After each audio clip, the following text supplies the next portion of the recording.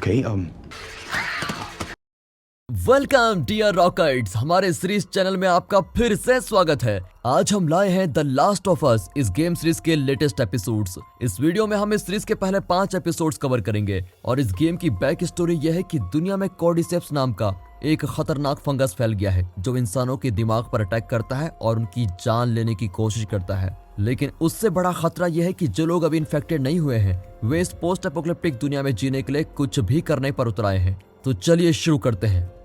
तो इस game series की शुरुआत होती है 2023 में। 20 साल पहले कॉर्डिसेप्स नाम का एक म्यूटेटेड फंगस दुनिया में फैलने लगा था। इसके इन्फेक्शन से लोग बेदिमाग ज़ॉम्बी जैसे क्रिएचर्स बनने लगे थे।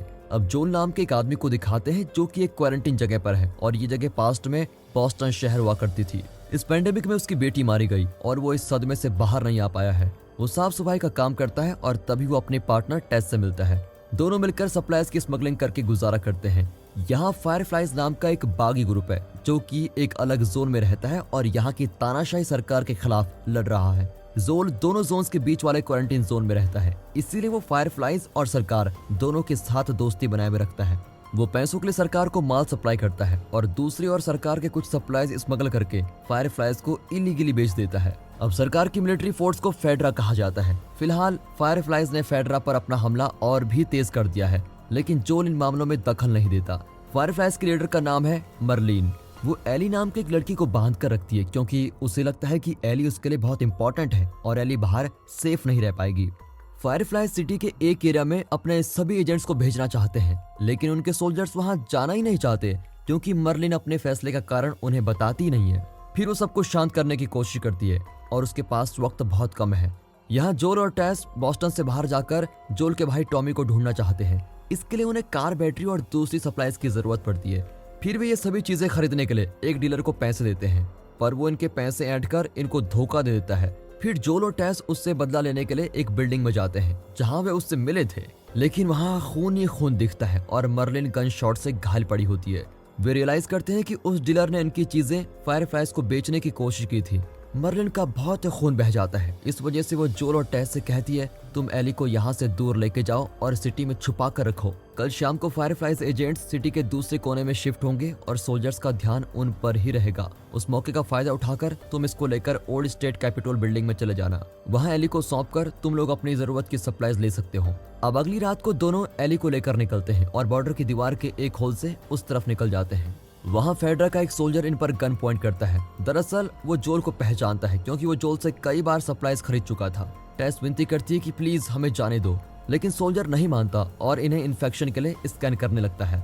लेकिन जब वो एली को स्कैन करने लगता है तो टेस उस पर चाकू से वार कर देती है। जोल तुरंत उस पर झपट कर उसे लगातार पंच करता है, लेकिन टेस देखती है कि स्कैनर पर रेड दिखाई दे रहा है, यानी कि एली कॉर्डिसेप्स से इन्फेक्ट हो चुकी है। अब जोल और टेस को उस पर शक होता है, लेकिन वो चिल्लाती है कि मैं बिल्कुल ठीक हूँ, लेकिन वक्त बहुत कम है, इसलिए वे तुरंत उसे क्वारंटाइन जोन से निकालकर बॉस्टन की टूटी हुई बिल्डिंग्स के बीच चले जाते हैं। अगली सुबह जब एली उठती है तो दोनों गन्स लिए बैठे होते हैं और पूछते हैं कि सच बताओ, क्या तुम इन्फेक्टेड हो? एली बताती है कि कुछ हफ्तों पहले उसे एक इन्फेक्टेड इंसान ने काटा था, लेकिन अब तक उसमें इन्फेक्शन के कोई सिम्टम्स नजर नहीं आए। इसीलिए फायरफ्लाइज को लगता है कि उसके शरीर में इन्फेक्शन की कोई दवा है। मर्लिन एली को फेडरा से बचाकर ले जाना चाहती थी और उस पर टेस्ट करना चाहती थी, इसलिए उसने एली को फेडरा की नजरों से दूर रखना चाहा था। अब जोल और टेस को उस पर विश्वास करना ही पड़ता है और वे उसे ओल्ड स्टेट कैपिटल बिल्डिंग में ले जाने का फैसला कर लेते हैं। पहली बार क्वारंटीन से बाहर की दुनिया को देखकर एली बहुत ही हैरान होती है। वो टेस से क्लोज हो जाती है, लेकिन जोल को अभी भी उस पर शक होता है।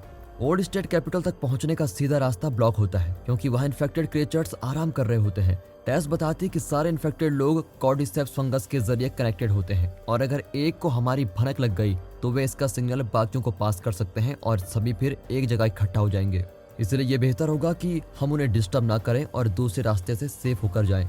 अब उन्हें एक पुराने म्यूजियम के बीच से जाना पड़ता है जो कभी इन्फेक्टेड क्रिएचर से भरा हुआ था, लेकिन अब वे सब मर चुके हैं। वे बिल्डिंग के रूप से होकर सिटी को क्रॉस करने का फैसला करते हैं, लेकिन जब वे लास्ट फ्लोर पर पहुंचते हैं तो इन्फेक्टेड क्रिएचर्स की आवाज सुनाई देती है। दरअसल इन्हें क्लिकर्स कहा जाता है क्योंकि इनकी आवाज क्लिक साउंड से मैच करती है। क्लिकर्स अंधे होते हैं और साउंड की मदद से शिकार करते हैं। तीनों एकदम स्टैचू की तरह खड़े रहते हैं ताकि क्लिकर्स को उनका पता ना चले, लेकिन वे बहुत देर इस तरह नहीं रह पाते और जल्द ही क्लिकर्स उन पर अटैक करने लगते हैं। जोल और टेस उनसे लड़ते हैं और एली एक जगह छुप जाती है। जोल और टेस क्लिकर्स को खत्म करके रूफ पर पहुंचते हैं। टेस इसमें घायल हो जाती है और जोल उसके घाव पर इलेक्ट्रिक टेप लगाता है ताकि वो आसानी से चल पाए। कुछ देर बाद वे ओल्ड स्टेट कैपिटल बिल्डिंग में पहुंचते हैं। वहां फायरफ्लाइज का ट्रक होता है लेकिन बिल्कुल खाली, पर वहां खून के दाग भी होते हैं और वे उसे फॉलो करके बिल्डिंग में चले जाते हैं। वहां फायरफ्लाइज की लाशें पड़ी होती हैं और ढेर सारे एक्सप्लोजिव्स भी होते हैं। अब जोल गैस करता है कि इनमें से एक इन्फेक्टेड हो गया था और उसने बाकी एजेंट्स पर अटैक करके सभी को मार डाला। तभी एक इन्फेक्टेड आदमी आता है लेकिन जोल उस पर लगातार फायर करता है। तब पता चलता है कि क्लिकर्स इस जगह को घेरने वाले हैं। अब टेस हर तरफ एक्सप्लोजिव फेंक देती है और गैसोलीन नीचे गिरा देती है। वो इन दोनों को जल्द से जल्द बाहर भागने को कहती है। वो जोल से कहती है कि तुम जाकर हमारे फ्रेंड्स बिल और फ्रैंक से मदद मांगो, पर जोल उसे छोड़कर नहीं जाना चाहता। तभी एली रियलाइज करती है कि म्यूजियम में टेस इन्फेक्ट हो गई थी। टेस के कंधे पर एक बाइट मार्क होता है। टेस उन्हें जबरदस्ती बाहर भेज देती है। उनके जाने के कुछ सेकंड्स में ही क्लिकर्स का एक झुंड दरवाजा तोड़कर अंदर आ जाता है और टेस लाइटर जलाने की लगातार कोशिश करती है, पर क्लिकर्स कोई आवाज सुनकर रुक जाते हैं। एक क्लिकर टेस के पास आकर उसे किस करता है। तभी लाइटर जलता है और टेस उसे गैसोलीन पर फेंक देती है। पूरी बिल्डिंग एक्सप्लोड होती है। जोल और एली टेस को याद करते हुए आगे बढ़ते हैं।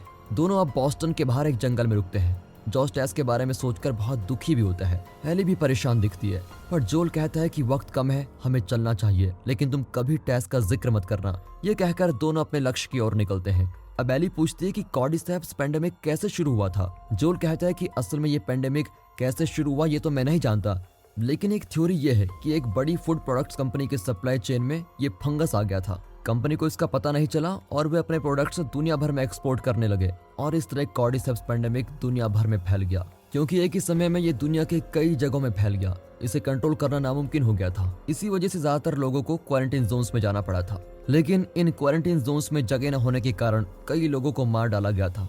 एली अब टॉपिक चेंज कर देती है और पूछती है कि बिल और फ्रैंक कौन है, लेकिन तभी वे लाशों का एक ढेर देखते हैं। फिर दिखाते हैं कि 20 साल पहले जब पेंडेमिक शुरू हुआ था तो बिल फेडरल से छुपकर एक जगह रहने लगा था। उसने उस एरिया में चारों ओर पासवर्ड प्रोटेक्टेड फेंस बना लिया था और अब वो अपनी जरूरत की चीजें खुद ही तैयार कर लेता है। पेंडेमिक के कुछ साल बाद फ्रैंक उस जगह पर आया और बिल के ट्रैप में फंस गया था। बिल उसे मारने जाता है लेकिन फ्रैंक कहता है मुझे भूख लगी है। इस पर बिल उसे घर ले जाकर खाना देता है। फिर दोनों अपने अकेलेपन के बारे में बात करते हैं और साथ रहने का फैसला करते हैं और तब से दोनों एक हैप्पी कपल है और उस एरिया में ही रहते हैं। इनके पासवर्ड प्रोटेक्टेड फैंस के अंदर कोई नहीं जा सकता। फ्रैंक बिल को बताता है कि मैंने बॉस्टन के कुछ लोगों से रेडियो कांटेक्ट किया और उन्हें यहाँ बुला लिया है, पर बिल इस बात से गुस्सा होता है क्योंकि वो नहीं चाहता कि यहाँ कोई और आए।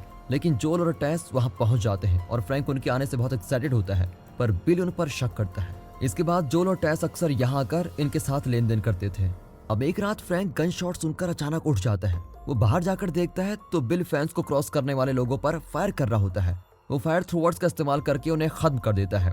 फ्रैंक उसे अंदर आने को कहता है लेकिन तभी बिल के पेट में एक बुलेट लग जाता है। फ्रैंक उसे तुरंत अंदर ले आता है और उसके बुलेट बाहर निकालता है। इसी बीच बिल बेहोश हो जाता है लेकिन जिंदा है। अब 2023 में दिखाते हैं कि फ्रैंक को कोई बीमारी हो गई है और वो चल नहीं पाता, इसलिए वो व्हील चेयर पर होता है। बिल उसका बहुत ख्याल रखता है लेकिन इस कपल की जिंदगी बहुत मुश्किल हो जाती है।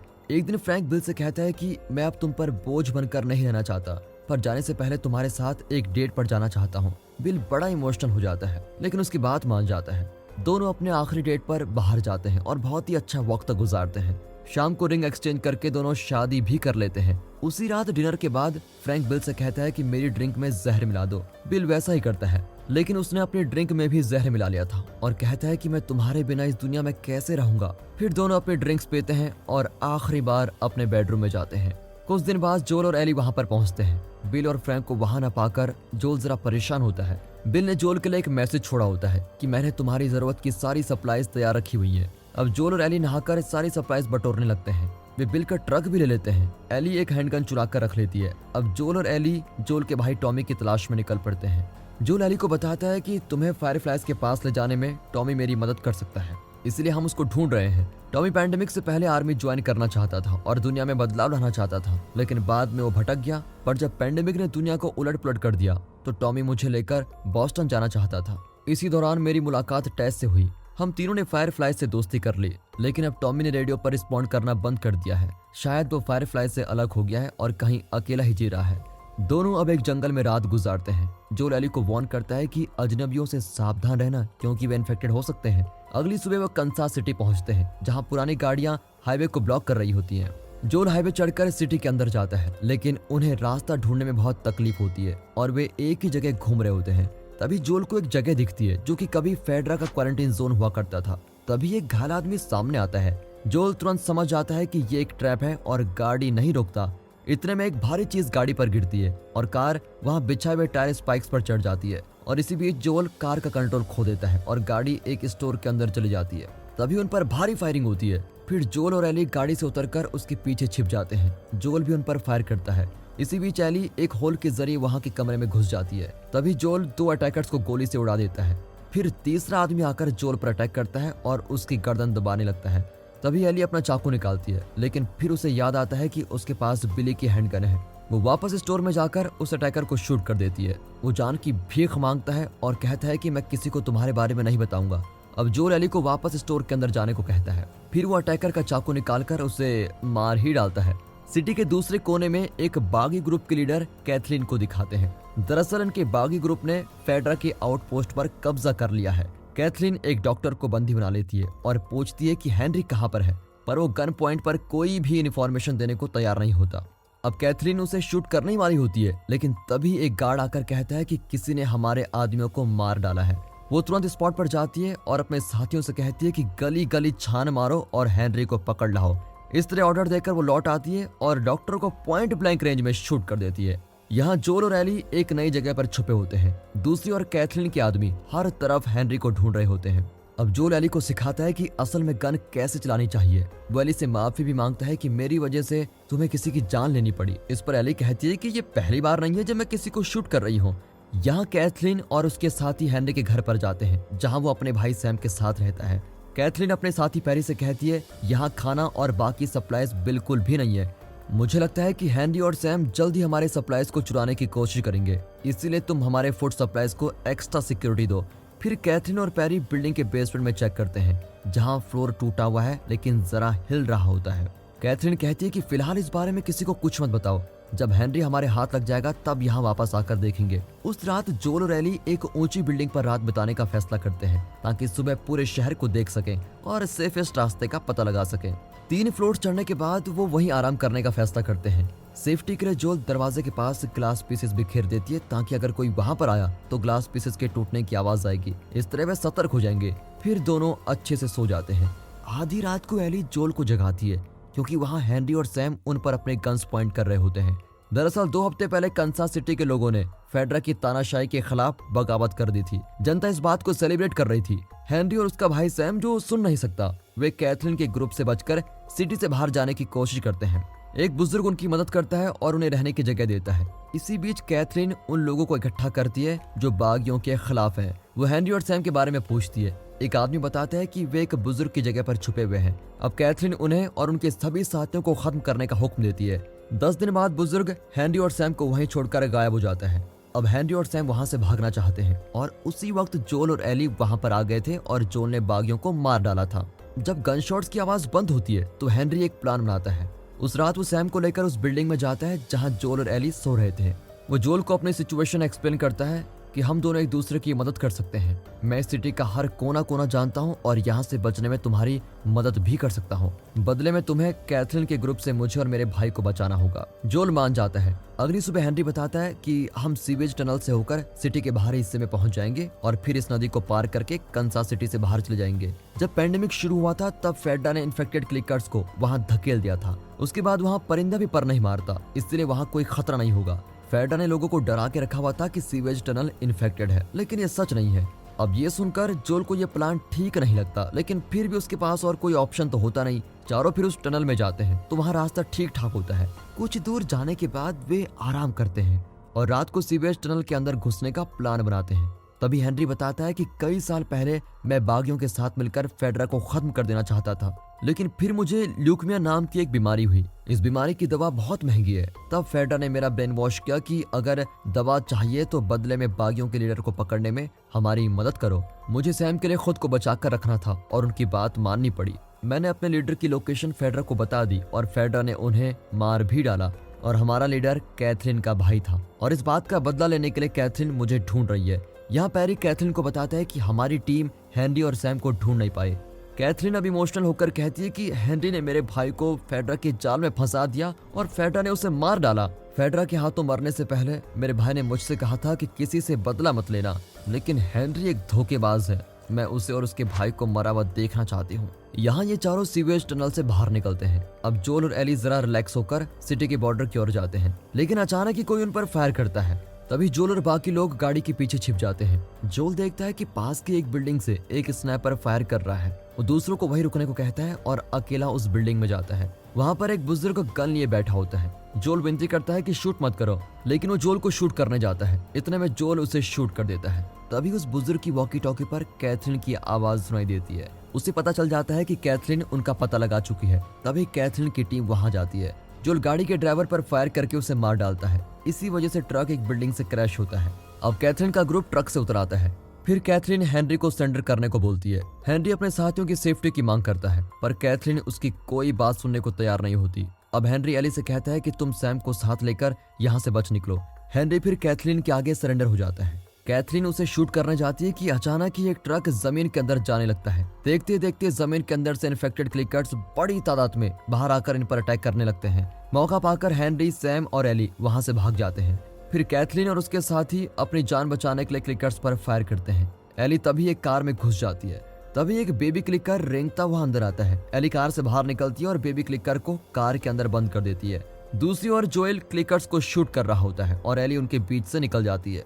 हेनरी और सैम एक कार के नीचे छिप जाते हैं क्योंकि क्लिकर्स उन्हें अटैक करने आते हैं। अब एली उन्हें देख लेती है और तुरंत चाकू से क्लिकर्स को मार डालती है। इस तरह सैम और हेनरी बच जाते हैं। तभी ये खतरनाक क्लिकर वहां पर आता है और कैथरीन के आदमियों को मारने लगता है। पैरी कैथरीन से कहता है कि तुम भाग जाओ, इन्हें मैं देख लूंगा, लेकिन तभी ये क्लिकर आकर पैरी को मार डालता है। हेनरी, एली और सैम बचकर भागते हैं। इतने में कैथरीन उन पर गन तान कर खड़ी हो जाती है, पर जब वो हेनरी को शूट करने वाली होती है तभी एक क्लिकर उस पर झपट पड़ता है और उसे मार डालता है। अपनी मेन एनिमी को मरा हुआ पाकर वे चैन की सांस लेते हैं।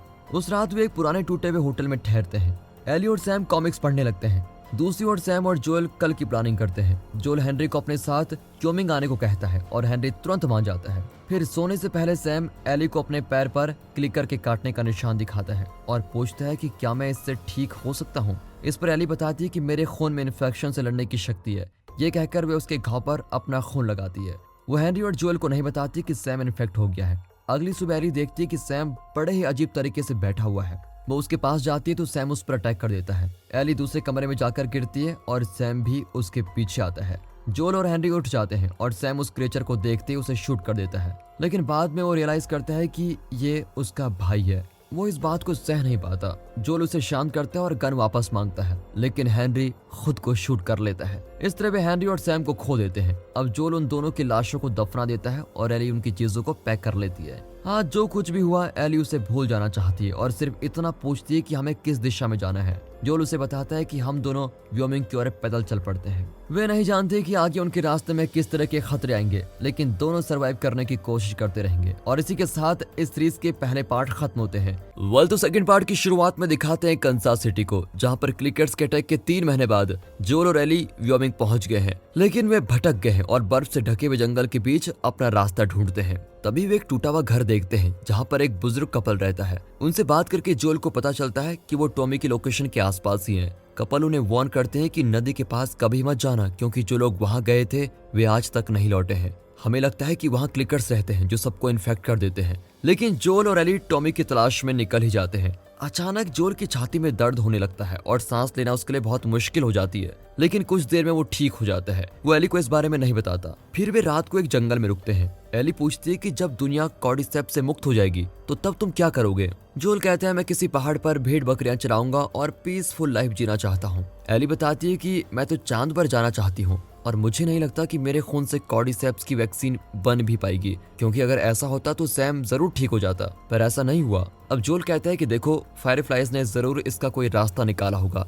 इसलिए वे तुम्हें इतना जरूरी समझते हैं। अगली सुबह वे उस नदी पर पहुंचते हैं जिसके बारे में बुजुर्ग कपल बात कर रहा था। तभी ये गैंग उन्हें घेर लेती है और उनकी लीडर पूछती है कि तुम लोग कहाँ जा रहे हो, पर जोएल उन्हें सच नहीं बताता। अब वे अपने कुत्ते के जरिए चेक करते हैं कि इनके ऊपर क्लिकर्स के बाइट मार्क्स हैं कि नहीं, पर जैसे ही कुत्ता उनके पास आता है एली उसे डिस्ट्रैक्ट कर देती है और बड़े प्यार से सहलाती है। गैंग लीडर जोएल का नाम पूछती है और फिर दोनों को अपने कैंप में लेके जाती है। रास्ते में जोएल टॉमी को देखता है जो कि एक बिल्डिंग पर काम कर रहा है। दोनों भाई बड़े इमोशनल होकर गले मिलते हैं। गैंग लीडर का नाम है मारिया, वो इन्हें मैस के अंदर ले जाकर खाना देती है। दरअसल मारिया टॉमी की ही पत्नी है। फिर वो जोल और एली को टाउन के अंदर लेके जाते हैं और बताते हैं कि ये पहले एक गेटेड कम्युनिटी हुआ करती थी, लेकिन 2003 में जब कॉर्डिसेप्स आउटब्रेक हुआ तो गेटेड कम्युनिटी का कॉन्सेप्ट ही खत्म हो गया। उसके 7 साल बाद मारिया और उस जगह के लोगों ने मिलकर इस जगह को फिर से रहने लायक बनाया। अब यहाँ 300 से ज्यादा लोग रहते हैं। इनकी अपनी सरकार भी है जो कम्युनिस्ट तरीके से प्रशासन चलाती है। मारिया भी प्रशासन की एक इलेक्टेड बोर्ड मेंबर है। यहाँ के लोग अपने काम से काम रखते हैं और बेवजह शोर शराबा नहीं करते।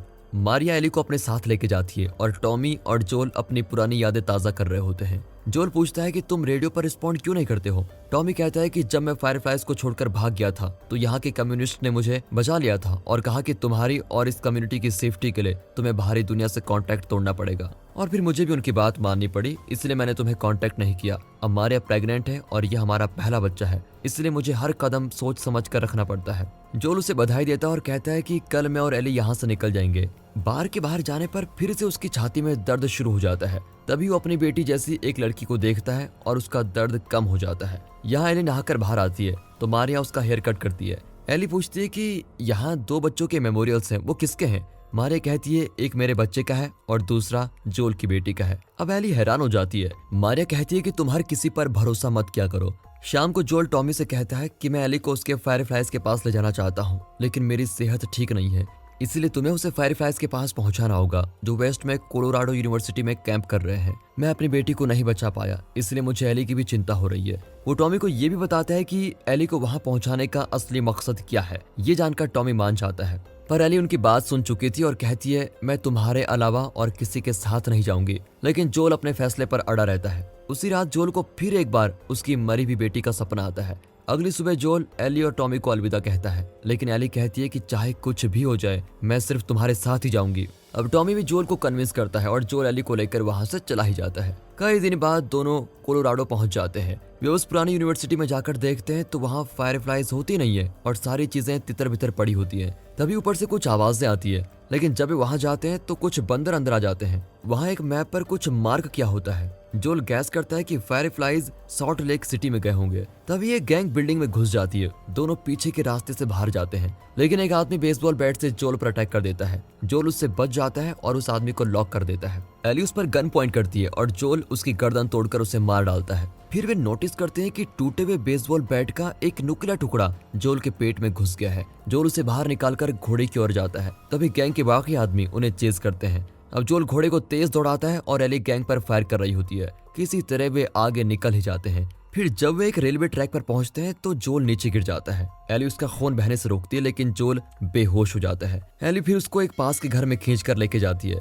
जोल कहता है कि मैं मरने वाला हूँ, इसलिए तुम मुझे छोड़कर चले जाओ और टॉमी के पास जाओ, वो तुम्हें फायरफ्लाइज के पास लेके जाएगा। लेकिन एली उसकी बात को इग्नोर करके घर के अंदर खुद कुछ चीजें ढूंढने लग जाती है। फिर उसे अपना पास्ट याद आता है जब फेडरा के सोल्जर्स उसे बॉस्टन के क्वारंटीन जोन में लेके गए थे। वहाँ कुछ लड़कियां उसे बुली करती थी और इस वजह से एली हमेशा मुसीबत में पड़ जाती थी। कैप्टन उससे कहता था कि अगर तुम डिसिप्लिन मेंटेन करोगी तो किसी दिन फेडरा के लीडर बन भी सकती हो। उस रात एली की फ्रेंड राइली उसके कमरे में घुस आती है। वो कई हफ्ते पहले यहाँ से गायब हो गई थी और सब मान चुके थे कि वो मर गई। राइली बताती है कि मैं फायरफ्लाइज को ज्वाइन कर चुकी हूँ, पर एली उसे डांटती है कि फायरफ्लाइज बहुत सेल्फिश लोग हैं। वे नहीं चाहते कि फेडरा अपना काम करे और सिटी में शांति बनाए रखे। पर राइली एली को कन्विंस करती है कि यहाँ बंधे रहने से तो अच्छा है कि तुम मेरे साथ चलो। एली उसके साथ चली जाती है। रास्ते में उन्हें एक लाश के पास शराब की बोतल मिलती है। दोनों उसे उठाकर बिल्डिंग के रूफटॉप पर जाकर पीने का फैसला करती हैं। अब राइली कहती है कि हमें मॉल के अंदर जाना चाहिए, पर एली मना कर देती है क्योंकि फेडरा का मानना है कि वहाँ क्लिकर्स भरे पड़े हैं। पर राइली कहती है कि सबको डराकर अपने कंट्रोल में रखना यही तो फेडरा का काम है। अगर तुम वहाँ चलोगी तो मैं तुम्हें कई अजूबे दिखाऊंगी। फिर वे सीलिंग के एक होल से नीचे उतरते हैं और कंट्रोल रूम में पहुंचती हैं। फिर राइली मॉल का पावर ऑन करती है। एली ने ऐसा खूबसूरत दृश्य पहले कभी नहीं देखा था। दोनों एस्केलेटर से नीचे जाती हैं और राइली कहती है कि ये इस मॉल का 5वां अजूबा है। फिर दोनों मजे से एक राइड पर चढ़ती हैं। अब राइली एली को बताती है कि फायरफ्लाइज ने कई सिटीज में फेडरा की तानाशाही खत्म कर दी है और लोगों को उनके चंगुल से भी छुड़ा लिया है। पर एली कहती है कि तुम फेडरा में वापस आ जाओ, वो सरकार की एजेंसी है और वे लोगों की मदद करना चाहते हैं। राइली कहती है कि फेडरा से भागने से पहले मुझे पता चल गया था कि वे हमें छोटे मोटे कामों के लिए अपने पास रख रहे हैं, लेकिन फायरफ्लाइज ने मुझे जिम्मेदारी का काम दिया है और उस काम को करके मैं बहुत ही अच्छा फील करती हूँ। मैं फेडरा की गुलाम बनकर नहीं रहूंगी। फिर वे अगले अजूबे को देखते हैं जो कि एक फोटो बूथ होता है। वहाँ पे वे फनी पोजेस देते हैं। फोटो इतनी अच्छी नहीं आती लेकिन फिर भी एली उन्हें यादगार के तौर पर रख लेती है। फिर दोनों गेम सेक्शन में जाती हैं और मॉर्टल कॉम्बैट्स गेम खेलने लगती हैं। एली राइली को हरा देती है। मॉल के दूसरे कोने में एक क्लिकर जाग जाता है। यहाँ गेम खेलने के बाद दोनों एक स्टोरेज रूम में पहुंच जाती है जहाँ राइली कुछ दिनों से रह रही है। वो एली को एक बुक गिफ्ट करती है। एली वहाँ पर हैंडमेड एक्सप्लोजिव्स को देखकर बड़ी चौंक जाती है। वो राइली से पूछती है कि क्या इन्हीं एक्सप्लोजिव से फायरफ्लाइज शांति बनाए रखेंगे। राइली उसे समझाने की कोशिश करती है लेकिन एली गुस्से में जाने लगती है। अब राइली कहती है कि आज बॉस्टन में मेरा आखिरी दिन है, कल मुझे फायरफ्लाइज किसी और जगह भेज रहे हैं। मैंने अपनी लीडर मर्लिन से बात की थी कि वो तुम्हें भी फायरफ्लाइज का ग्रुप मेंबर बना ले, लेकिन वो नहीं मानी। अब एली बिना कुछ कहे मॉल से बाहर जाने लगती है। वो एग्जिट तक पहुंच जाती है लेकिन फिर आखिरी बार राइली को देखने के लिए लौट आती है। तभी उसे किसी की चीख सुनाई देती है, पर वो आवाज एक मैकेनिकल टॉय से आती है। उसके पास ही राइली बैठी होती है। एली को देखकर राइली बड़ी खुश हो जाती है और कहती है कि अब आखिरी अजूबा दिखाती हूँ। ये कहकर दोनों एनिमल मास्क पहनकर खूब डांस करती है। एली अपना मास्क उतारकर कहती है कि प्लीज मुझे छोड़कर मत जाओ। इस पर राइली भी अपना मास्क निकालकर कहती है कि नहीं जाऊंगी। फिर दोनों किस करती है। तभी एक क्लिकर वहां जाता है। एन वक्त पर राइली उसे शूट कर देती है और दोनों भागने में कामयाब हो जाती है, पर क्लिकर उन्हें चेज करता रहता है और राइली पर झपट पड़ता है। एली उस पर लगातार वार करती है। तभी राइली एक मेटल रॉड से उस पर अटैक कर देती है। मौका पाकर एली उसके सर में अपना पॉकेट नाइफ घुसा देती है और वो मर जाता है। अब एली बहुत खुश होकर राइली की ओर देखती है, लेकिन राइली देखती है कि एली को क्लिकर ने काट दिया था। फिर वो अपना बाइट मार्क भी दिखाती है क्योंकि क्लिकर ने उसे भी काटा था। ये जानकर एली बहुत ही वायलेंट हो जाती है। फिर दोनों बैठकर सोचते हैं कि अब हमारे पास क्या ऑप्शन है, कुछ भी नहीं। राइली कहती है कि हमारे पास दो ऑप्शन है, या तो हम दोनों अभी के अभी खुद को शूट करके मर सकती हैं या फिर दोनों क्लिकर बनने का इंतजार करें। दोनों सेकंड ऑप्शन चुनती है क्योंकि वे इस तरह मरना नहीं चाहती। और अब दोबारा प्रेजेंट में दिखाते हैं 2023 में। एली जोल का खून रोकने के लिए पूरे घर में कोई चीज ढूंढती है।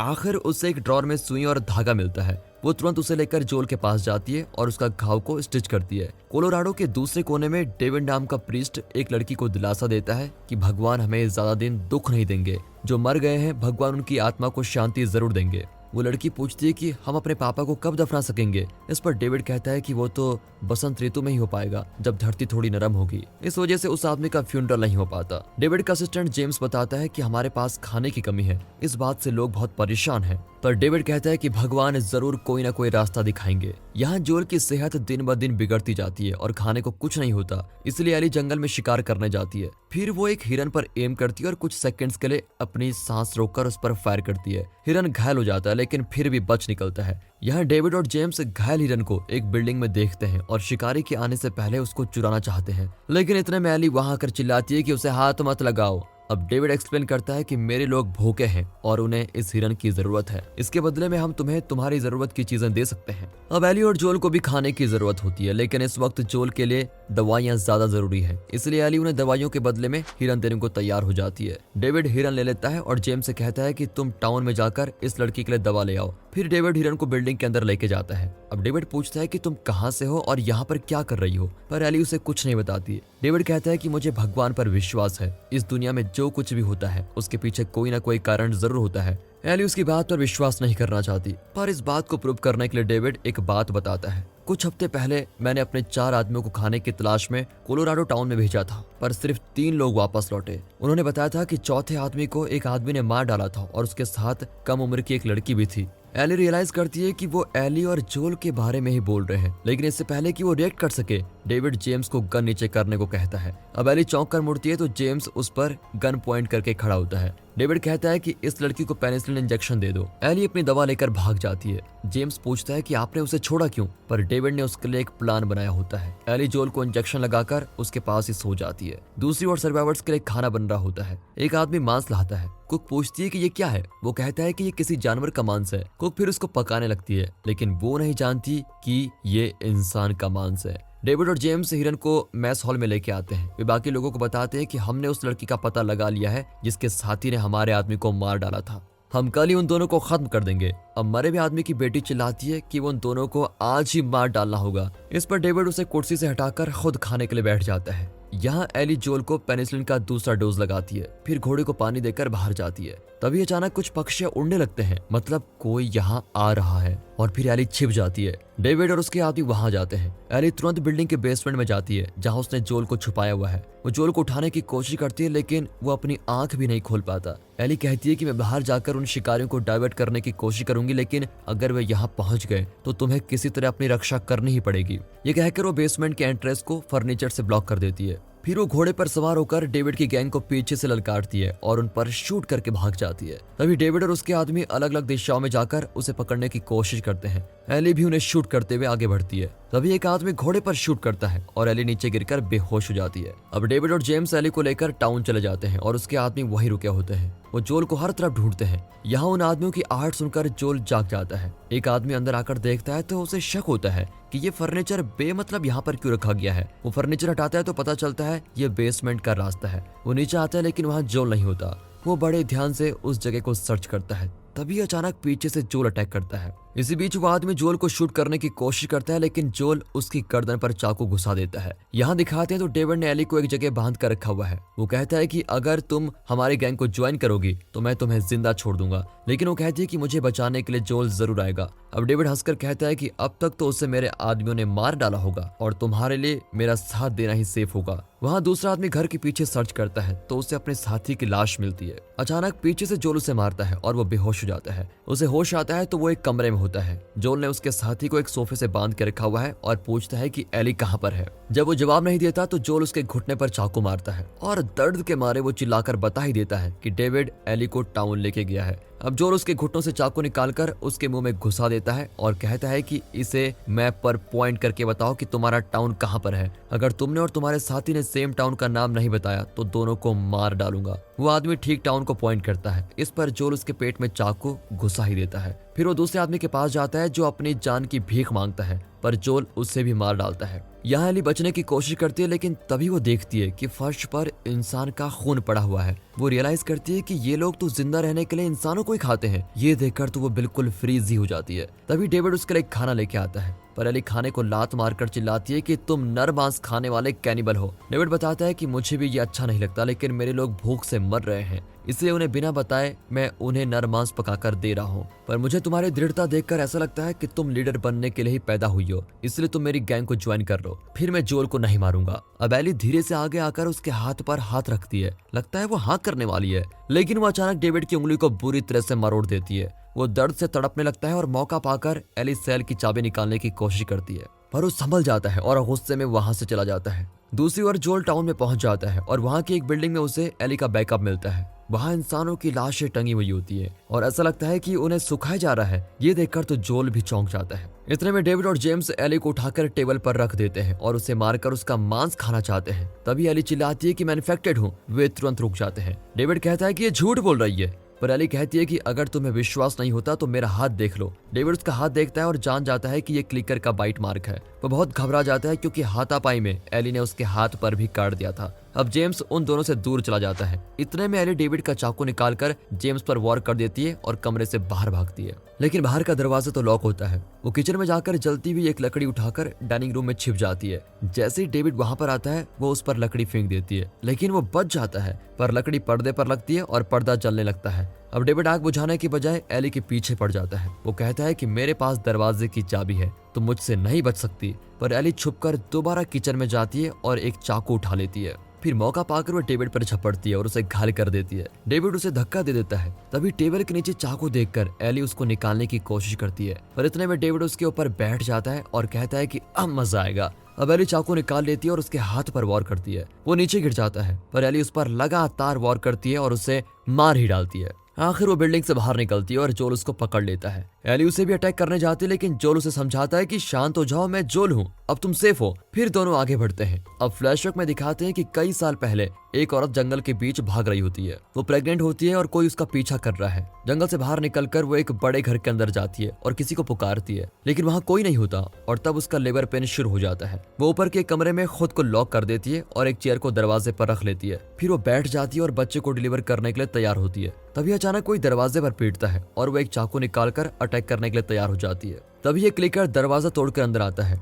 वो औरत उसे धक्का देने लगती है ताकि वो उसको काट न ले। फिर मौका पाकर वो क्लिकर की गर्दन पर चाकू घुसाई देती है और वो मर जाता है। फिर वो देखती है कि उसका बच्चा पैदा हो गया है, पर उस औरत के पैर पर क्लिकर ने काट दिया था। वो बिना टाइम वेस्ट किए गर्भनाल काटती है और अपनी बच्ची को उठाकर देखती है। वो उसका नाम एली रखती है और उसी रात फायरफ्लाइज का एक ग्रुप उस घर में आता है और देखता है कि वो औरत अपनी बच्ची को लोरी सुना रही है। वो औरत मर्लिन को अपनी बच्ची सौंपकर कहती है, तुम इसे किसी सेफ जगह पहुंचा देना और इससे पहले कि मैं क्लिकर बन जाऊं मुझे शूट कर दो। वो मर्लिन को बताती है कि ये बच्ची इन्फेक्टेड नहीं है क्योंकि क्लिकर के काटने से पहले मैंने गर्भनाल काट लिया था। लेकिन मर्लिन जान जाती है कि वो झूठ बोल रही है, पर वो बार बार विनती करती है कि इस बच्ची को बचा लो, इस बच्ची को बचा लो। और फिर कोई रास्ता न पाकर मर्लिन एली को उठाकर अपने साथी को दे देती है और उस औरत को शूट कर देती है। अब प्रेजेंट में दिखाते हैं कि जोल कुछ सप्लाईज इकट्ठा कर रहा है। कोलोराडो में एली के साथ जो कुछ हुआ वो उससे बहुत ही स्ट्रेस्ड हो जाती है और कुछ भी खाना नहीं चाहती। फिर दोनों फायरफ्लाइज की तलाश में सॉल्ट लेक सिटी जाते हैं। वहाँ दोनों एक ऊंची बिल्डिंग के अंदर जाते हैं। ऊपर का रास्ता ब्लॉक होता है, इसलिए जोल एली को अगले फ्लोर पर चढ़ाता है।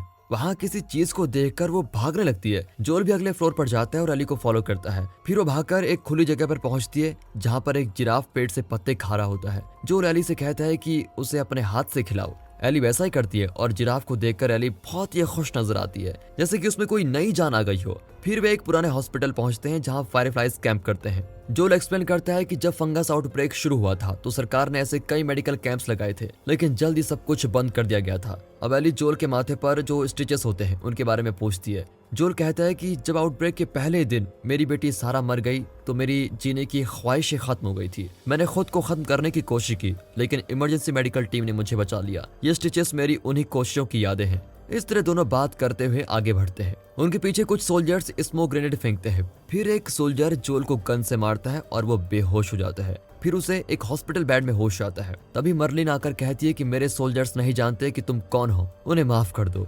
जोल एली के बारे में पूछता है तो मर्लिन बताती है कि उसे सर्जरी के लिए तैयार किया जा रहा है। लेकिन सर्जरी किस लिए की जा रही है? मैरी एक्सप्लेन करती है कि फायरफ्लाइज के डॉक्टर्स मानते हैं कि एली के पैदा होने से पहले ही उसकी मां इन्फेक्ट हो चुकी थी, इसलिए एली के शरीर में शुरू से ही कॉर्डिसेप्स इन्फेक्शन था जो उसके शरीर के लिए एकदम हार्मलेस था। बाद में जब उसे क्लिकर्स ने काटा तो उसके शरीर के कॉर्डिसेप्स ने नए कॉर्डिसेप्स से कम्युनिकेट किया कि इसे दोबारा इन्फेक्ट करने की जरूरत नहीं है। इसलिए कई बार इन्फेक्ट होने के बावजूद भी एली कभी क्लिकर नहीं बनती।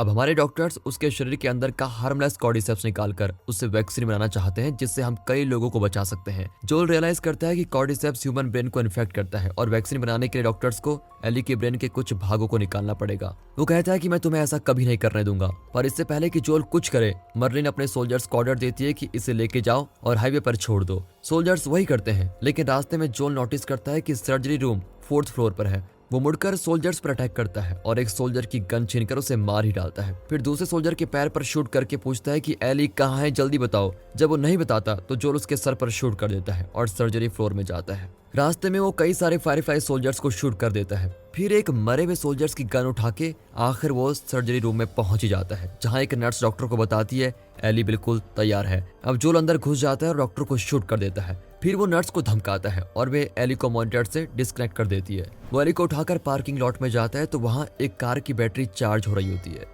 इतने में मर्लिन वहां जाती है और कहती है एली को वापस कर दो, यही ह्यूमैनिटी को कॉर्डिसेप्स से बचा सकती है। जोल पूछता है कि क्या एली ह्यूमन नहीं है, तुम उससे जीने का हक नहीं छीन सकती। मर्लिन कहती है कि अगर हम उसे यह हक देते भी तो वो ह्यूमैनिटी को बचाने के लिए खुद एक कुर्बानी जरूर देती। इतने में जोल मर्लिन के पेट में शूट कर देता है। वो एली को कार में लटाकर मर्लिन के पास लेके जाता है। मर्लिन विनती करती है कि मुझे मत मारो, पर जोल जानता है कि अगर उसने मर्लिन को जिंदा छोड़ा तो वो फिर से एली के पीछे आएगी, इसलिए वो मर्लिन को मार ही डालता है। अगली सुबह जब एली को होश आता है तो वो चौंक कर उठती है। जोल उसे शांत करता है कि तुम बिल्कुल सेफ हो, टेंशन मत लो। वो झूठ बोलता है कि फायरफ्लाइज ने तुम्हारी सर्जरी नहीं की क्योंकि उन्हें पता चल गया कि तुम्हारे इम्यूनिटी से वैक्सीन नहीं बनाई जा सकती। फिर एक बागी ग्रुप ने हॉस्पिटल पर हमला किया और सारे फायरफ्लाइज मारे गए। मैं किसी तरह तुम्हें बचा कर ले आया। एली फिर मर्लिन के बारे में पूछती है, लेकिन जोल कोई जवाब नहीं देता। एली उसकी खामोशी का मतलब समझ जाती है और फिर सो जाती है।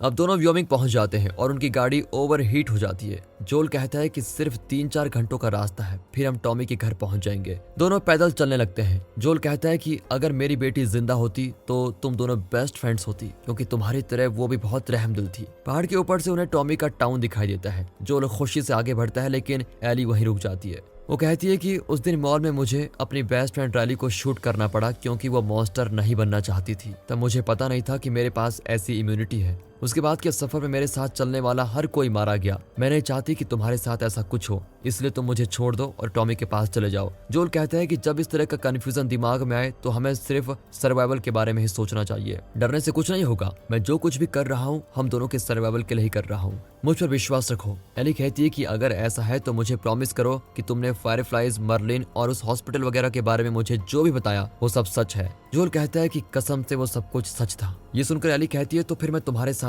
आगे बढ़ने को तैयार हूँ। और दोस्तों इसी के साथ इस गेम सीरीज का फाइनल पार्ट यहाँ पर खत्म होता है। और अगर आपको ये सीरीज अच्छी लगी हो, वीडियो अच्छी लगी हो, एक्सप्लेनेशन अच्छा लगा हो, वीडियो को लाइक कीजिए और चैनल को सब्सक्राइब कर दे। बाकी ऐसे ही मजेदार सीरीज के साथ मिलते हैं अगली वीडियो में। तब तक के लिए गुड बाय, अपना ख्याल रखें। Finally thanks for watching.